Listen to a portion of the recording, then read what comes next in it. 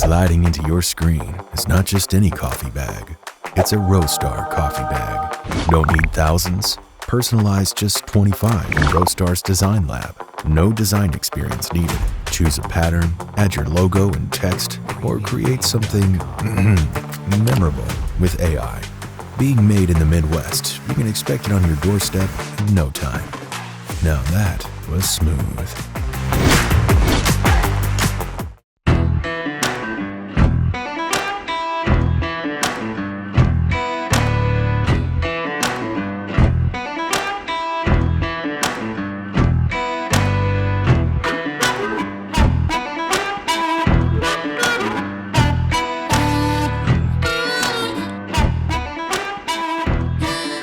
At some point, I'll have you introduce yourself. Okay. And then you can look right at the phone.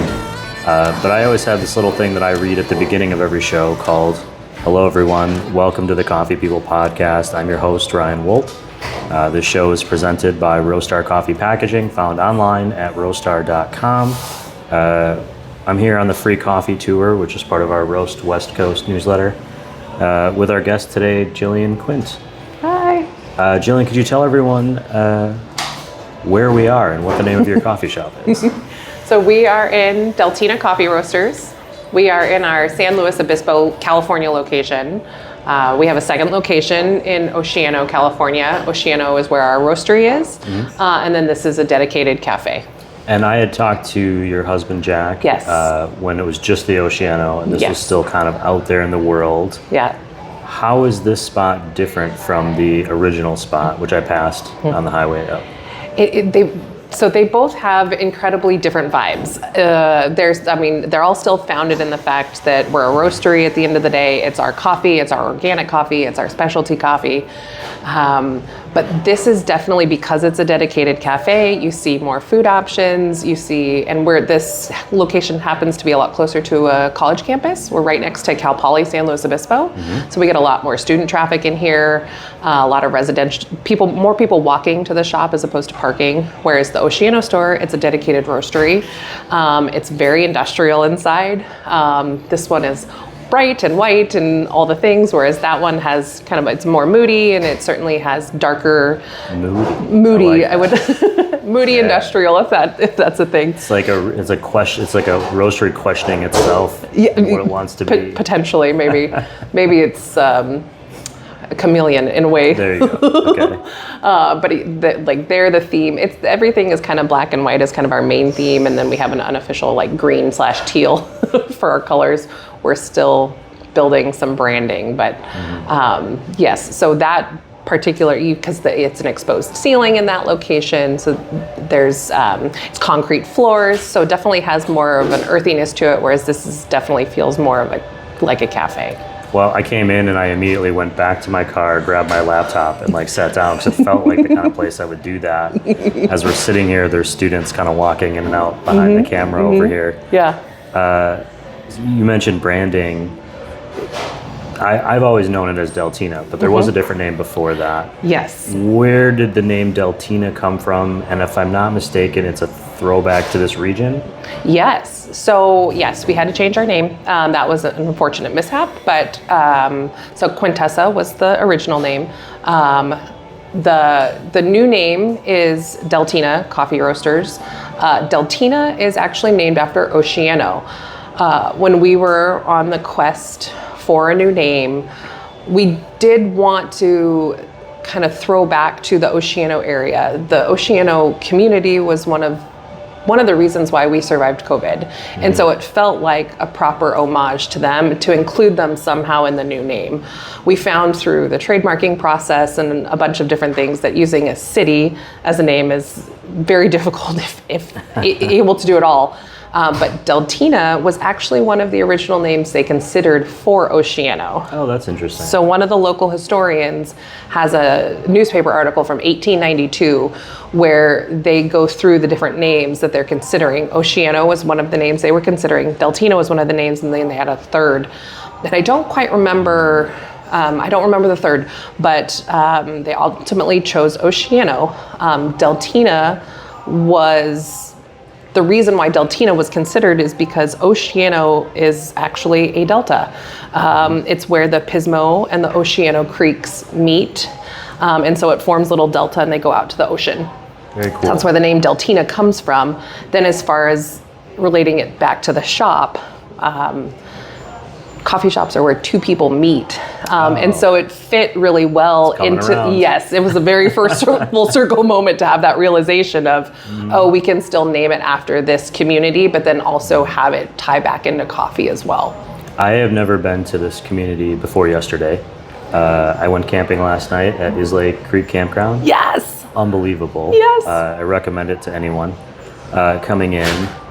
How does like this area, which it feels a little sleepy, like when I'm driving in, just as an outsider.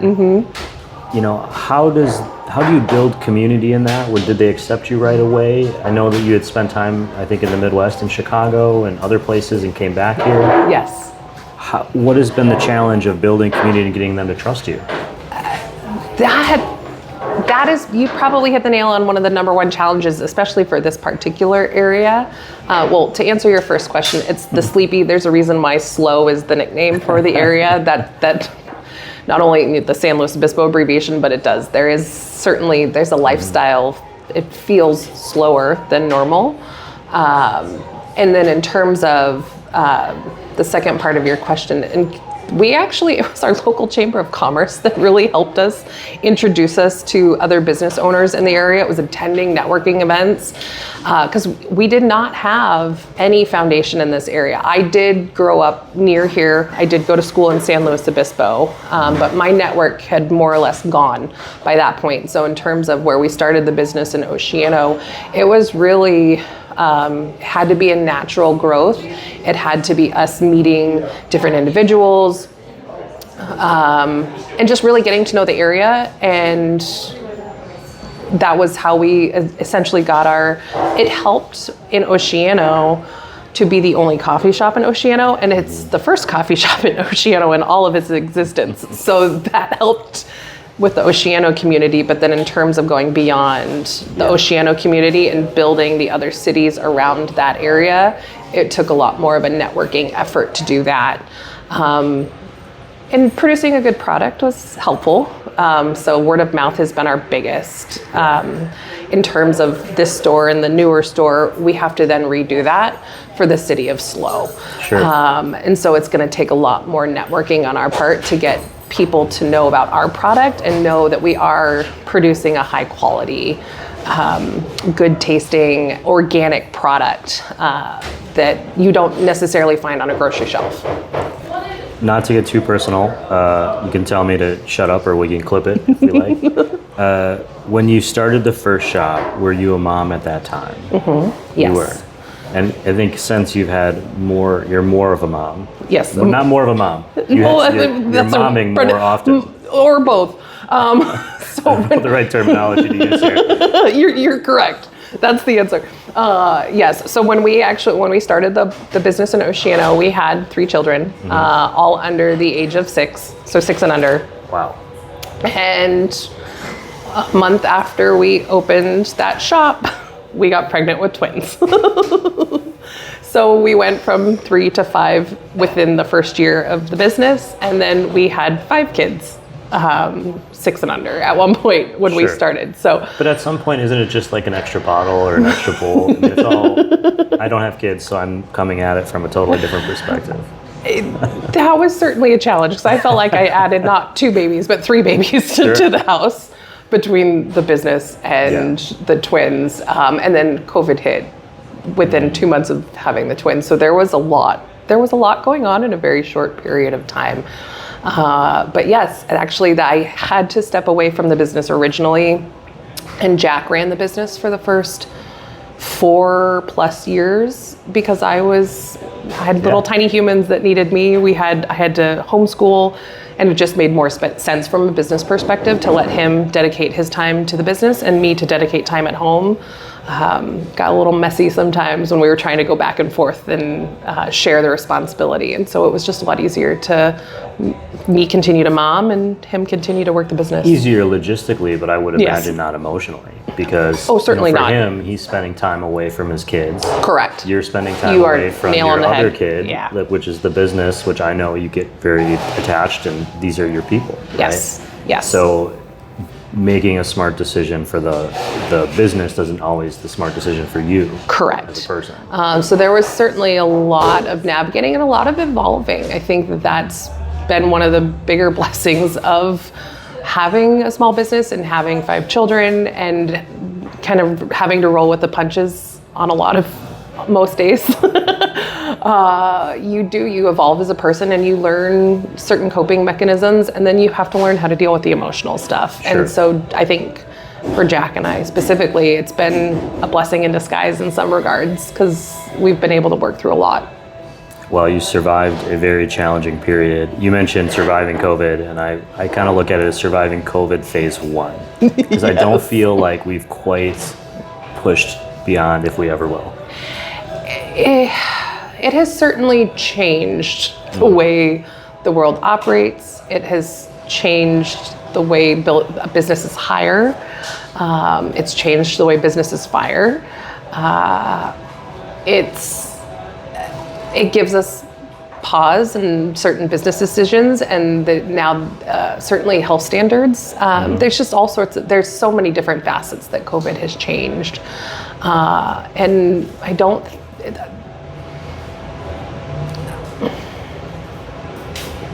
even, we can go to the next question. Sure. Yeah. It's a tough thing, I think, with COVID, and I'll just close it out by saying, I know for me, it still impacts me every day, even though I don't think about it necessarily every day. Yes. And then all of a sudden it's like, oh, wait a minute, this is different because of that. And I spent my career in hospitality pre-COVID.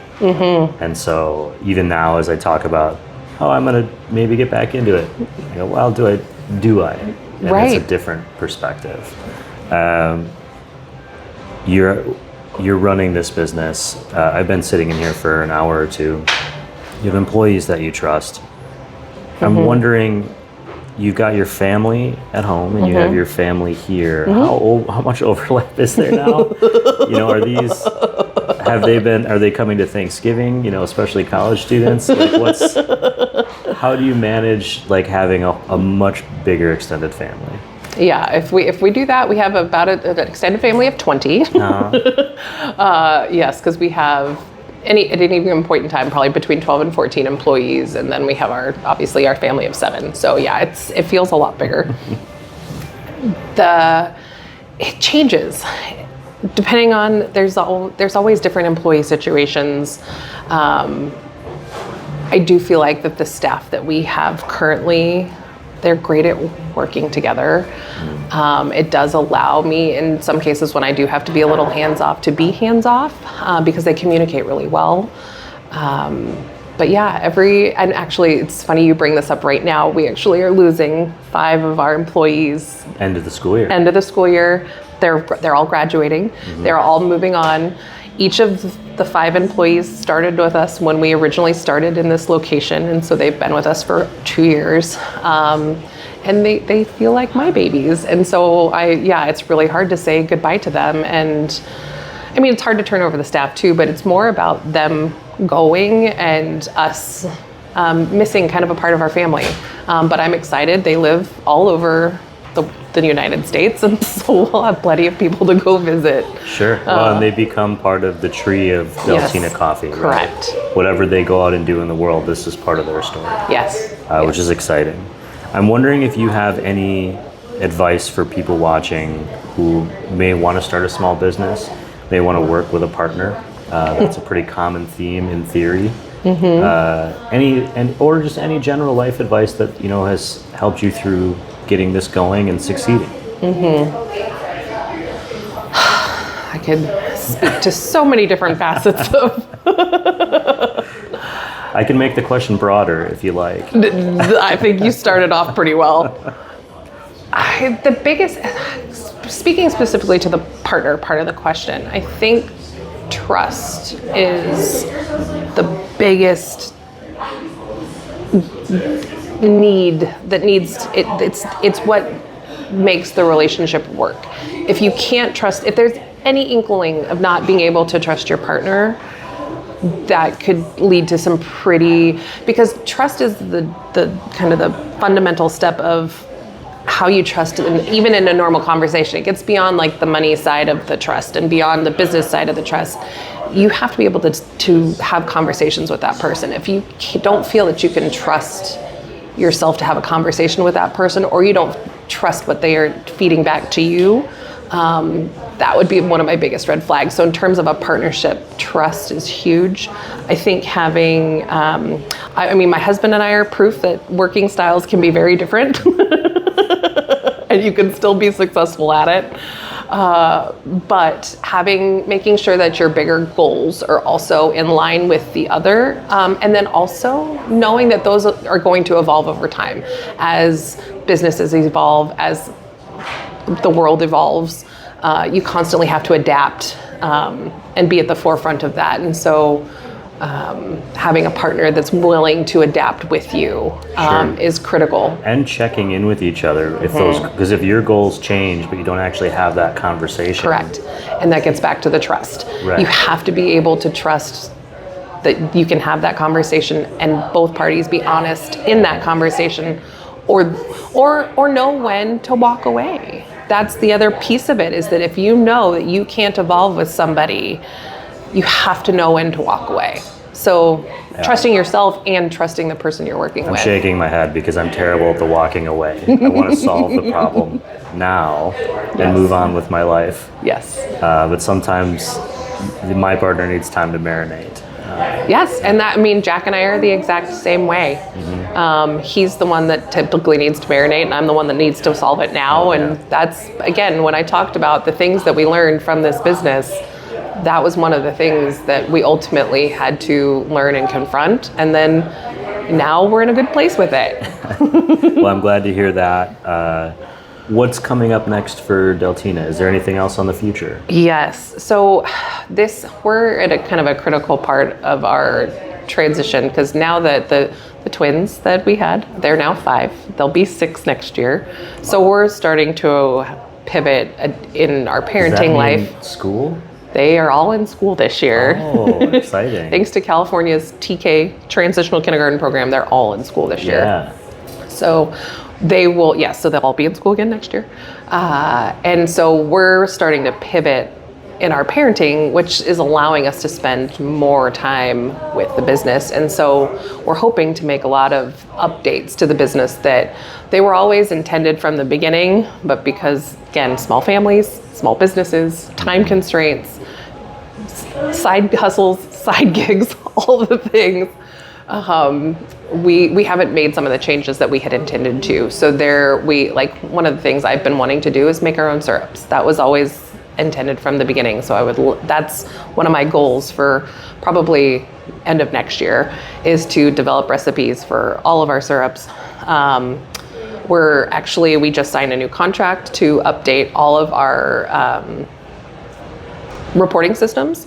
So we're going to be using a more comprehensive program now that fits the specific needs of the cafe versus using kind of a generic one that fits multiple people's needs.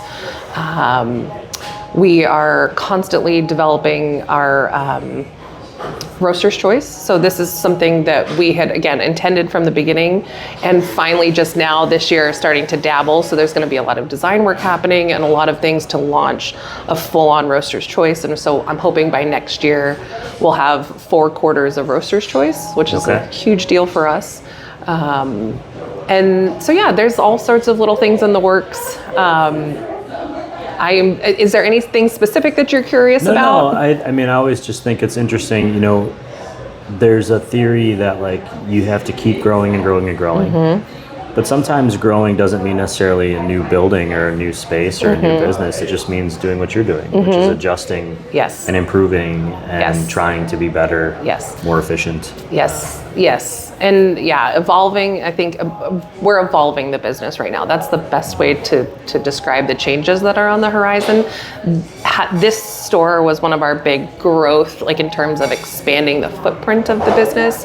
And so now we're continuing to try and push forward and work through, because what we learned opening this business is that our customer base was completely different, which means we needed to adapt all of the products that we had in the one location for this particular location. And so those are all things we've learned over the last couple of years. And so that also then needs to continue. Sure. So. Probably the most important question, when you go to a coffee shop, what are you going to order? I usually stick to an oat milk cappuccino. Okay. I love a good cappuccino. I'm dairy sensitive, so oat milk is my default.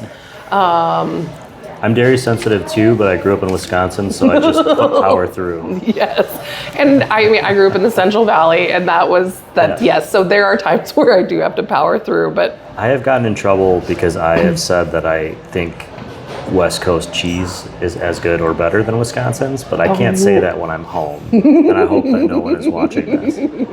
But I've really grown to love some of our local cheeses out here. Jack and I have lived all over the country, and each area has a little bit of something that somehow they do better than, like you said, the Wisconsin for its cheese, but we have cheese curds, which are better. Correct. No question. Squeaky cheese curds in particular, hot right off the line, unbelievable. We used to live in Chicago, and we would shoot up to Wisconsin a lot. Did I miss anything? Anything else you want to say to anyone? Oh gosh, no. I can't think of anything off the top of my head. I guess if my kids hear this one day, if my husband hears this one day, I love you guys. Thank you. We would not be here without you guys, and this is all for you guys. And so we can't wait to really share this with you guys when you get older. I thought you might say you were going to expand one shop for each kid to take over when they graduate. Who knows? It could be in the works. That's Coffee People for today. Head to roastwestcoast.com. You'll find coffee context, more stuff, links to Deltina, and some information about this area and this shop. Until next time, thank you for drinking good coffee, and please tip your baristas. Cheers.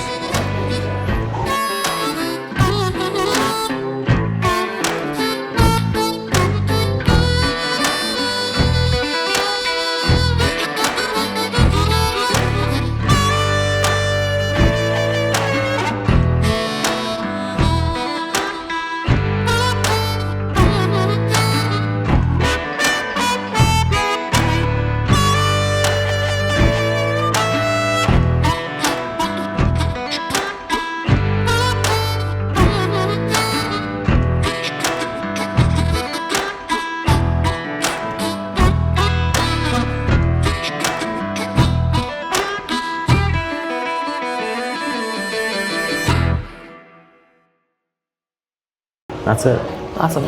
You have a wonderful laugh. Oh, thank you. You're welcome. It's like so uplifting. Thank you. I appreciate that. Yeah, no worries.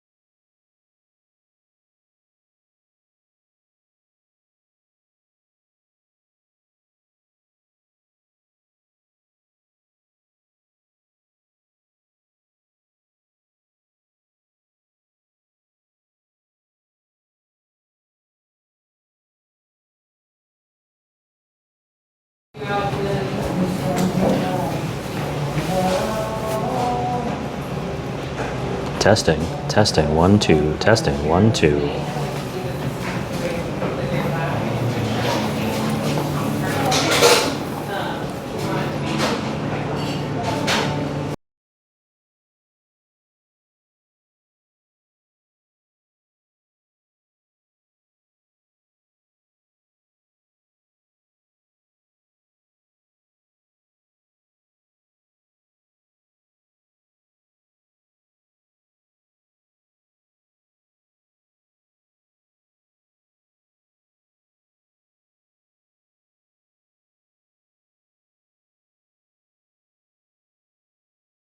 I noticed, because I stare at people a lot, I start to notice things. When you're thinking, your eyes flutter. Did you know that? Do they really? Yeah. I didn't know that. Like it's very, very subtle, but really quickly. And it's just kind of I've never known that before. I could tell like when you were processing I'd be like, oh, she's coming up with something right now. Oh, that's super interesting.